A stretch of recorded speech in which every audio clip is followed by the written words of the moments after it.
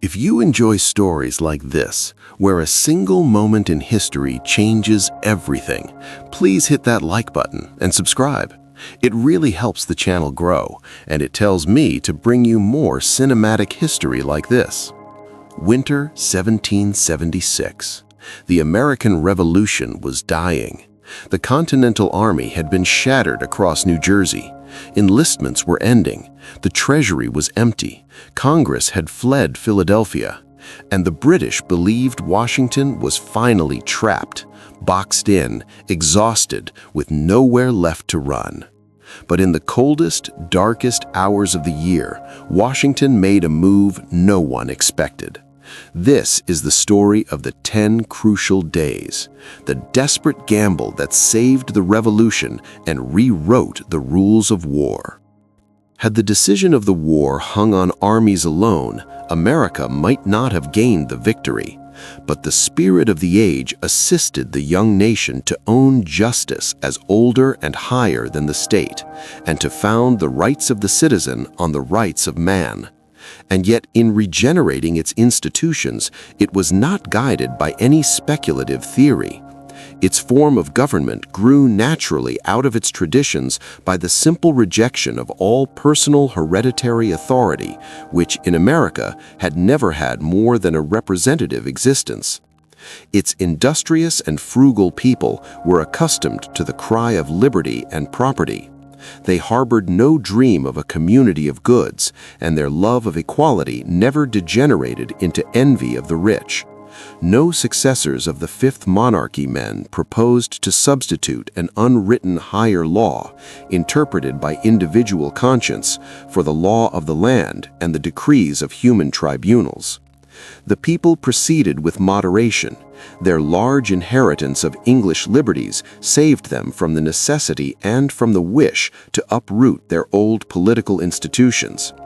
And as, happily, the scaffold was not wet with the blood of their statesmen, there arose no desperate hatred of England, such as the Netherlands kept up for centuries against Spain.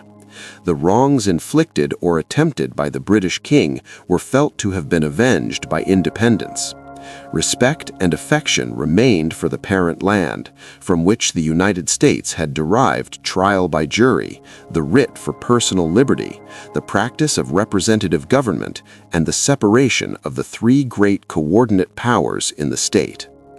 From an essentially aristocratic model, America took just what suited her condition and rejected the rest. The transition of the colonies into self-existing commonwealths was free from vindictive bitterness and attended by no violent or wide departure from the past.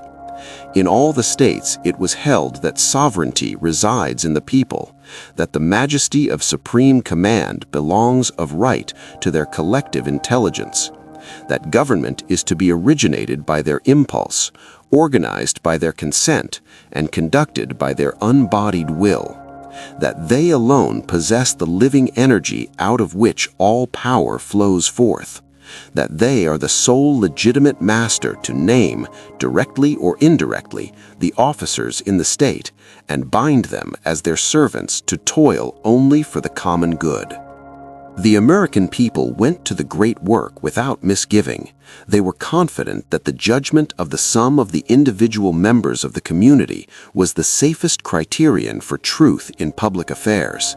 They harbored no fear that the voice even of a wayward majority would be more capricious or more fallible than the good pleasure of a hereditary despot. And, impelled by the skepticism of European kings, they proceeded to extend self-government over regions which, in previous ages, had been esteemed too vast for republican rule. Of all the nations of the earth, they were conscious of having had the most varied experience in representative government and in the application of the principles of popular power. The giant forms of absolute monarchies on their way to ruin cast over the world their fearful shadows. It was time to construct states on the basis of inherent, inalienable right. It is because England nurtured her colonies in freedom that even in the midst of civil war, they cherished her name with affection. Of the American statesmen who assisted to frame the new government, not one had been originally a Republican. But if the necessity of adopting purely popular institutions came upon them unexpectedly, the ages had prepared for them their plans. The recommendations to form governments proceeded from the Congress. For several states, in the full enjoyment of self-direction, each of them claimed to be of right a free, sovereign, and independent state. Each bound its officers to bear to it true allegiance and to maintain its freedom and independence. Massachusetts, which was the first state to frame a government independent of the king, deprived a little as possible from the letter of its charter, and assuming that the place of governor was vacant from the 19th of July 1775, it recognized the council as the legal successor to executive power. On the first day of May 1776, in all commissions and legal processes, it substituted the name of its government and people for that of the king. In June 1777, its legislature assumed power to prepare a constitution, but on a reference to the people, the act was disavowed. In September 1779, a convention, which the people themselves had specially authorized, framed a constitution. It was in a good measure the compilation of John Adams, who was guided by the English Constitution, by the Bill of Rights of Virginia, and by the experience of Massachusetts herself. And this constitution, having been approved by the people, went into effect in 1780. On the 5th of January 1776, New Hampshire shaped its frame of government with the fewest possible changes from its colonial forms, like Massachusetts, merging the executive power in the council. Not till June 1783 did its convention agree upon a more perfect instrument, which was approved by the people and established on the 31st of the following October. The Provisional Constitution of South Carolina dates from the 26th of March 1776. In March 1778, a permanent constitution was introduced by an act of the legislature. Rhode Island enjoyed under its charter a form of government so thoroughly Republican that the rejection of monarchy in May 1776 required no advance beyond a renunciation of the king's name in the style of its public acts. A disfranchisement of criminals had stolen into its book of laws, but as soon as it was noticed, the clause was expunged. In like manner, Connecticut had only to substitute the people of the colony for the name of the king. This was done provisionally on the 14th of June 1776 and made perpetual on the 10th of the following October. Before the end of June of the same year, Virginia, sixth in the series, first in the completeness of her work, by a legislative convention without any further consultation of the people, framed and adopted a Bill of Rights, a Declaration of Independence, and a Constitution. On the 2nd of July 1776, New Jersey perfected its new self-created charter. Delaware next proclaimed its Bill of Rights, and on the 20th of September 1776, the representatives in convention, having been chosen by the freemen of the state for that very purpose, finished its constitution. The Pennsylvania Convention adopted its constitution on the 28th of September 1776, but the opposition of the Quakers, whom it indirectly disfranchised, and of a large body of patriots, delayed its thorough organization for more than 5 months. The delegates of Maryland, meeting on the 14th of August 1776, framed its constitution with great deliberation. It was established on the 9th of the following October.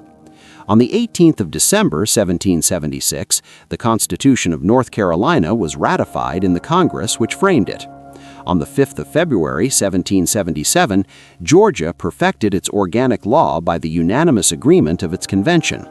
Last of the 13 came New York, whose empowered convention on the 20th of April 1777 established a constitution that in humane liberality excelled them all. The privilege of the suffrage had been far widely extended in the colonies than in England. By general consent, the extension of the elective franchise was postponed. The age of 21 was a qualification universally required.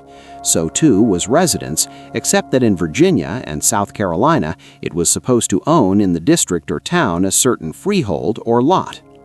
South Carolina required the electors to acknowledge the being of a god and to believe in a future state of rewards and punishments.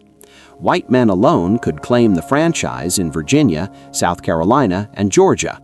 But in South Carolina, a benign interpretation of the law counted the free octoroon as a white, even though descended through an unbroken line of mothers from an imported African slave. The other 10 states raised no question of color. In Pennsylvania, in New Hampshire, and partially in North Carolina, the right to vote belonged to every resident taxpayer. Georgia extended it to any white inhabitant of any mechanic trade. With this exception, Georgia and all the other colonies required the possession of a freehold or of property variously valued, in Massachusetts at about $200, in Georgia at £10. Similar conditions had always existed, with the concurrence or by the act of the colonists themselves. Maryland prescribed as its rule that votes should be given by word of mouth. Virginia and New Jersey made no change in their usage. In Rhode Island, each freeman was in theory summoned to be present in the general court. Therefore, he gave his proxy to his representative by writing his own name on the back of his vote. All others adopted the ballot, New York at the end of the war, the other colonies without delay. The first great want common to all was a House of Representatives so near the people as to be the image of their thoughts and wishes, so numerous as to appear to every voter his direct counterpart, so frequently renewed as to ensure swift responsibility. Such a body every one of them had enjoyed while connected with Britain. They now gained certainty as to the times of meeting of the assemblies, precision in the periods of election, and in some states a juster distribution of representation. In theory, the houses of legislation should everywhere have been in proportion to population, and for this end a census was to be taken at fixed times in Pennsylvania and New York. But in most of the states, old inequalities were continued and even new ones introduced. In New England, the several towns had from the first enjoyed the privilege of representation, and this custom was retained. In Virginia, the counties and boroughs in the Low Country secured an undue share of the members of the Assembly. The planters of Maryland set at most unequal limit to the representation of the city of Baltimore. In South Carolina, Charleston was allowed for 7 years to send 30 members to the Assembly, and the parishes near the sea took almost a monopoly of political power. After that period, representatives were to be proportioned according to the number of white inhabitants and to the taxable property in the several districts. To the Assembly was reserved the power of originating taxes. In Georgia, the delegates to the Continental Congress had a right to sit, debate, and vote in its House of Assembly, of which they were deemed to be a part. In South Carolina, the Assembly was chosen for 2 years, everywhere else for but 1. Franklin approved the decision of the framers of the Constitution of Pennsylvania to repose all legislative power in one chamber. This evil precedent was followed in Georgia. From all the experience of former republics, John Adams argued for a legislature with 2 branches. The Americans of that day were accustomed almost from the beginning to a double legislative body, and 11 of the 13 states adhered to the ancient usage. The coordinate branch of the legislature, whether called a Senate or Legislative Council or Board of Assistants, was less numerous than the House of Representatives. In the permanent constitutions of Massachusetts and New Hampshire, the proportion of public taxes paid by a district was regarded in the assignment of its senatorial number. In New York and North Carolina, the Senate was elected by a narrower constituency than the Assembly. In 6 of the 11 states, the Senate was chosen annually, but the period of service in South Carolina embraced 2 years, in Delaware 3, in New York and Virginia 4, in Maryland 5. To increase the dignity and fixedness of the body, Virginia and New York gave it permanence by renewing 1/4, Delaware 1/3 of its members annually. Maryland prescribed a double election for its Senate. Once in 5 years, the several counties, the city of Annapolis and Baltimore town, chose viva voce their respective delegates to an electoral body, each member of which was to have in the state real or personal property above the value of £500 current money. These electors were to elect by ballot 6 out of the gentlemen residents of the Eastern Shore and 9 out of the gentlemen residents of the Western Shore of the Chesapeake Bay. The 15 gentlemen thus chosen constituted the quinquennial Senate of Maryland and themselves filled up any vacancy that might occur in their number during their term of 5 years.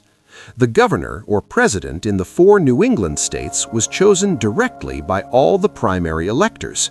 In New York, by the freeholders who possessed a freehold worth not less than $250. In Georgia, by the representatives of the people. In Pennsylvania, by the joint vote of the council and assembly, who were confined in their selection to the members of the council. In the other 6 states, by the joint ballot of the 2 branches of the legislature. Except in Pennsylvania, a small property qualification was usually required of a representative, more of a senator, still more of a governor. New York required only that his governor should be a freeholder. Massachusetts said that his freehold should be of the value of about $3,300. New Hampshire required but as much. South Carolina that his plantation or freehold, counting the slaves as settled upon it, should be of the value of $1,800 in currency. In New York and Delaware, the governor was chosen for 3 years. In South Carolina, for 2. In all the rest, for only 1. South of New Jersey, the capacity of re-election was jealously restricted. In those states which were most Republican, there was no such restriction. In Massachusetts, Connecticut, and Rhode Island, a governor was often continuously re-elected. The jealousy fostered by long conflicts with the crown led to the general refusal of a negative power to the governor. The thoughtful men who devised the Constitution of New York established the principle of a conditional veto. A law might be negatived, and the veto was final unless it should be passed again by a majority of 2/3 of each of the 2 branches. But they unwisely confided this negative power to a council of which the governor formed but one. Massachusetts in 1779 improved upon the precedent and placed the conditional veto in the hands of the governor alone. In the provisional form, South Carolina clothed her executive chief with a veto power, but in the Constitution of 1778 it was abrogated. In all other colonies, the governor either had no share in making laws, or only a casting vote, or at most a double vote in the least numerous of the 2 branches. Nowhere had the governor power to dissolve the legislature or either branch directly or to appeal from it to the people. And on the other hand, the governor, once elected, could not be removed during his term of office except by impeachment and conviction. In most of the states, all important civil and military officers were elected by the legislature. The power entrusted to a governor, wherever it was more than a shadow, was still further restrained by an executive council, formed partly after the model of the British Privy Council and partly after colonial precedents. In the few states in which the governor had the nomination of officers, particularly in Massachusetts and New Hampshire, they could be commissioned only with the consent of council. In New York, the appointing power, when the Constitution did not direct otherwise, was confided to the governor and a council of 4 senators elected by the Assembly from the 4 great districts of the state. And in this body, the governor had a casting voice, but no other vote. This worst arrangement of all, so sure to promote faction and intrigue, was the fruit of the deliberate judgment of wise and disinterested patriots who had set for themselves a purity. Whatever sprung readily from the condition and intelligence of the people had enduring life, while artificial arrangements, like that of the Council of Appointment in New York and like the Senate of Maryland, though devised by earnest statesmen of eminent education and great endowments, pined from their birth and soon died away. The 3rd great branch of government was in theory kept distinct from the other 2. In Connecticut and Rhode Island, some judicial powers were exercised by the governor and assistants. The other courts were constituted by the 2 branches of the legislature. In Massachusetts and New Hampshire, the governor, with the consent of council, selected the judges. In New York, the council of appointment. But for the most part, they were chosen by the legislature. In South Carolina, Massachusetts, and New Hampshire, a judge might be removed, as in England, upon the address of both houses of the legislature. And this inured a wise practical rule. In New York, he must retire at the age of 60. In New Jersey and Pennsylvania, the Supreme Court was chosen for 7 years. In Connecticut and Rhode Island, for but 1. In Delaware, Maryland, Virginia, and North Carolina, the tenure of the judicial office was good behavior. In Maryland, even a conviction in a court of common law was required before removal. Powers of chancery belonged to the legislature in Connecticut and Rhode Island. In South Carolina, to the lieutenant governor and the privy council. In New Jersey, the governor and council were the court of appeals in the last resort. The courts of all the states were open, without regard to creed or race. The Constitution of Massachusetts required a system of universal public education as a vital element of the public life. As yet, the system was established nowhere else except in Connecticut. Pennsylvania aimed at no more than to instruct youth at low prices. How to secure discreet nominations of candidates for high office was cared for only in Connecticut. There, 20 men were first selected by the vote of the people, and out of these 20, the people at a second election set apart 12 to be the governor and assistants. This method was warmly recommended by Jay to the Constituent Convention of New York. The English system was an aristocracy, partly hereditary, partly elective, with a permanent executive head. The American system was, in idea, an elective government of the best. Some of the constitutions required the choice of persons best qualified, or persons of wisdom, experience, and virtue. These classes were advisory. The suffrage was free. Timid statesmen were anxious to introduce some palpable element of permanence by the manner of constructing a council or a senate. But there was no permanence except of the people. The people, with all its greatness and all its imperfections, had perpetual succession. Its waves of thought following eternal laws were never still, flowing now with gentle vibrations, now in a sweeping flood. For more than 2 centuries, the humbler Protestant sects had sent up the cry to heaven for freedom to worship God. To the panting for this freedom, half the American states owed their existence, and all but 1 or 2 their increase in free population. The immense majority of the inhabitants of the 13 colonies were Protestant dissenters, and from one end of their continent, from the rivers of Maine and the hills of New Hampshire to the mountain valleys of Tennessee and the borders of Georgia, one voice called to the other that there should be no connection of the church with the state, no establishment of any one form of religion by the civil power, that all men have a natural and unalienable right to worship God according to the dictates of their own consciences and understandings. With this great idea, the colonies had travailed for a century and a half, and now, not as revolutionary, not as destructive, but simply as giving utterance to the thought of the nation, the states stood up in succession, in the presence of one another and before God and the world, to bear their witness in favor of restoring independence to conscience and the mind.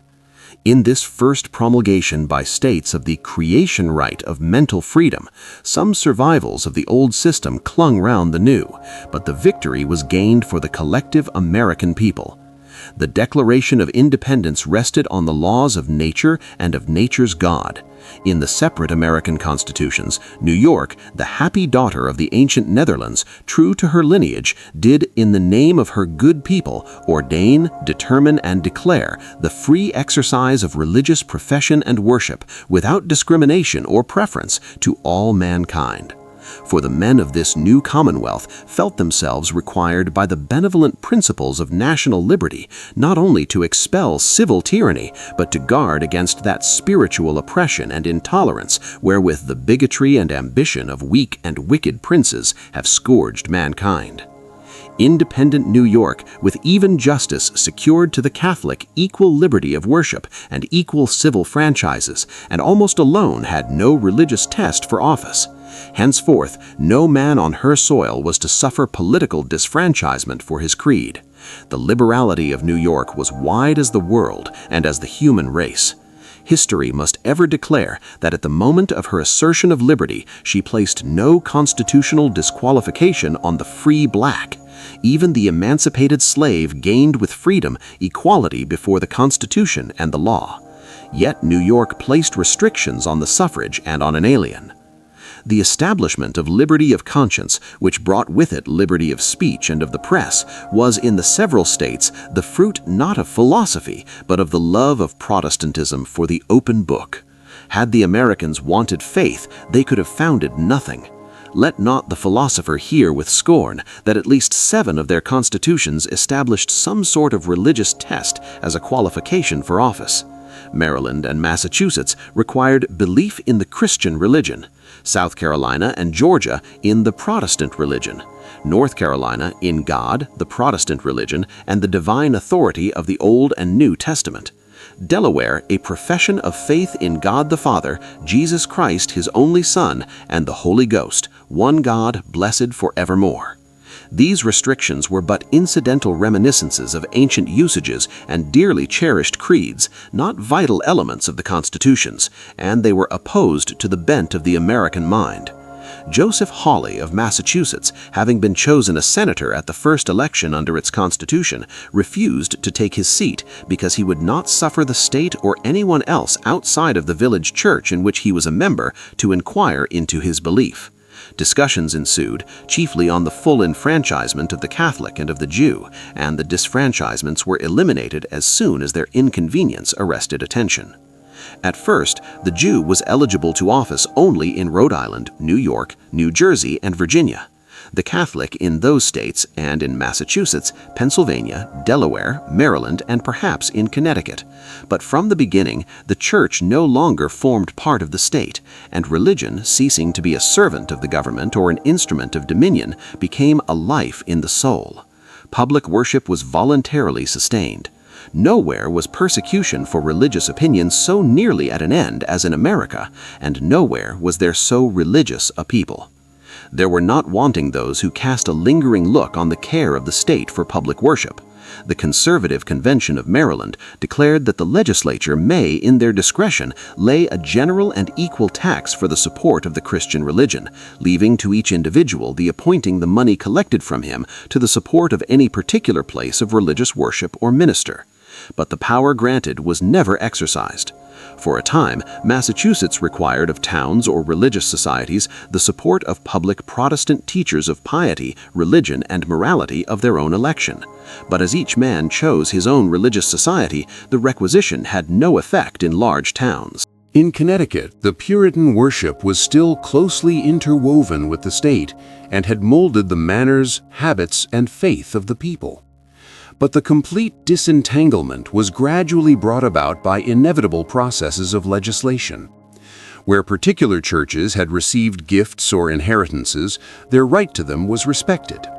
In Maryland and South Carolina, the churches, lands, and property that had belonged to the Church of England were secured to that church in its new form. In Virginia, where the Church of England had been established as a public institution, the disposition of its glebes was assumed by the legislature, and as all denominations had contributed to their acquisition, they came to be considered as the property of the state. Tithes were nowhere continued, and the rule prevailed that no man could be compelled to maintain any ministry contrary to his own free will and consent. South Carolina, in her legislation on religion, attempted to separate herself from the stream of the other states. She alone appointed a test for the voter and made this declaration: "The Christian Protestant religion is hereby constituted and declared to be the established religion of this state." But the condition of society was stronger than the Constitution, and this declaration proved but the shadow of a system that was vanishing. In 1778, the test oath and the partaking of the communion according to the forms of the Episcopal Church ceased to be required as conditions for holding office.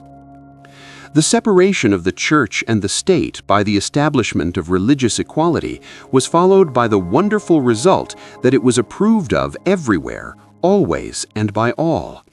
The old Anglican Church, which became known as the Protestant Episcopal, wished to preserve its endowments and might complain of their impairment. But it preferred ever after to take care of itself, and was glad to share in that equality which dispelled the dread of episcopal tyranny and left it free to perfect its organization according to its own desires.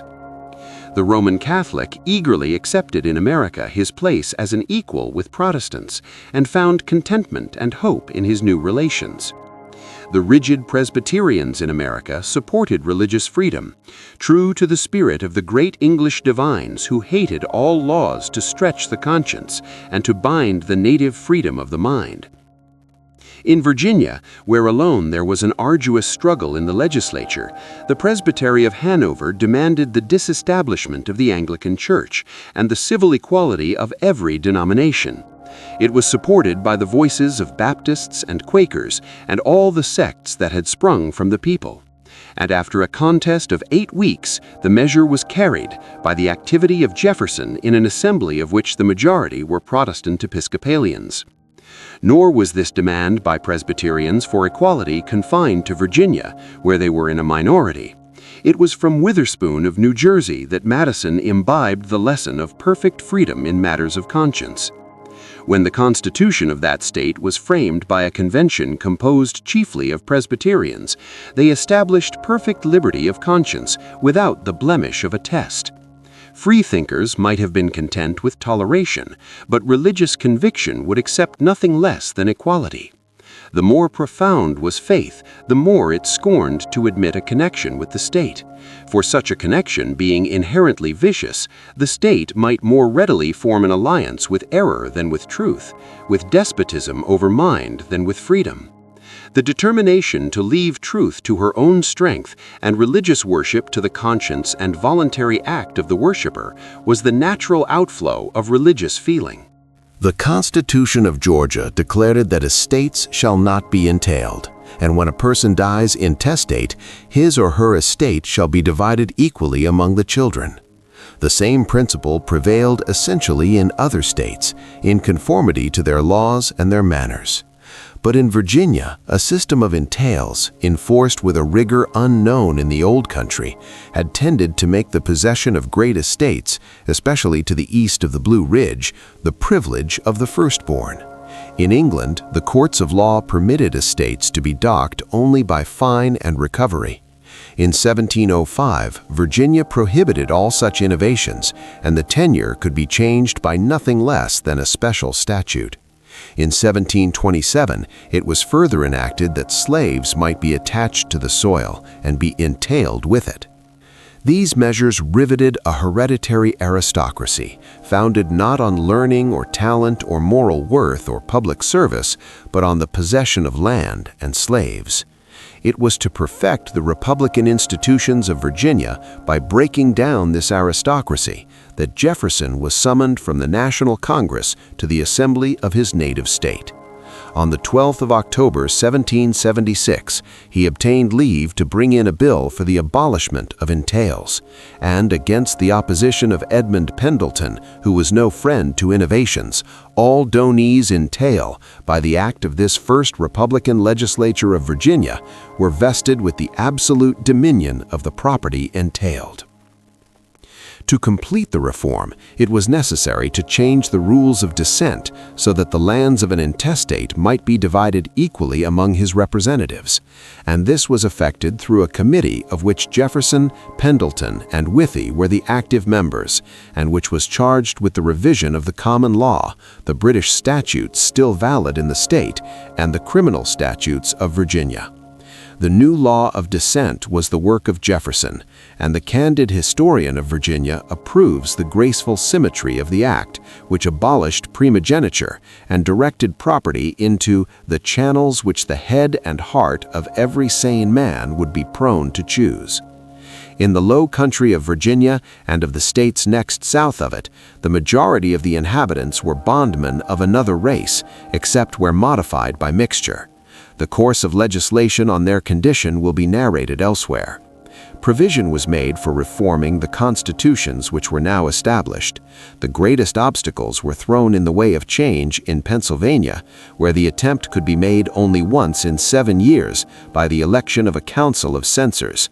The fewest in South Carolina, where the majority of a legislature expressly assumed to itself and its successors original, independent, and final constituent power. In the British Parliament, in its Bill of Rights, it had only summed up the liberties of Englishmen that England had acquired in the lapse of centuries.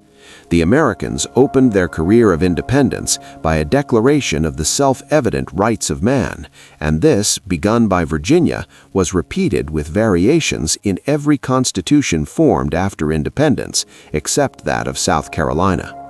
America neither separated abruptly from the past nor clung to its decaying forms.